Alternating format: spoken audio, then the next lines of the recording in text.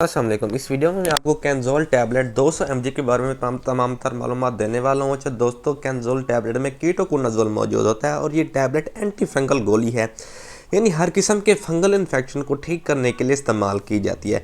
इसके अलावा जो टैबलेट होते हैं ना, आर्थ्राइटिस फुट जिसमें पाँव फटे हुए नज़र आते हैं और गले हुए नज़र आते हैं, उसके इलाज के लिए भी इस्तेमाल की जाती है। ये जोक इचेज़ यानी स्किन पर जो फंगल इन्फेक्शन के निशानात होते हैं उनको ठीक करने के लिए भी इस्तेमाल की जाती है। इसके अलावा ये जल्द के इन्फेक्शन यानी फंगल इन्फेक्शन अगर आपको जल्द में है तो उसका आपका फंगल इन्फेक्शन जल्द का ठीक हो जाएगा। इसके अलावा ये रिंग वार्म, बालों में फंगल इन्फेक्शन, नाखून में फंगल इन्फेक्शन और हर किस्म के जिल्द पर आपके जिल्द पर कहीं भी फंगल इन्फेक्शन है तो इसके इस्तेमाल करने से आपका फंगल इन्फेक्शन दूर हो जाएगा।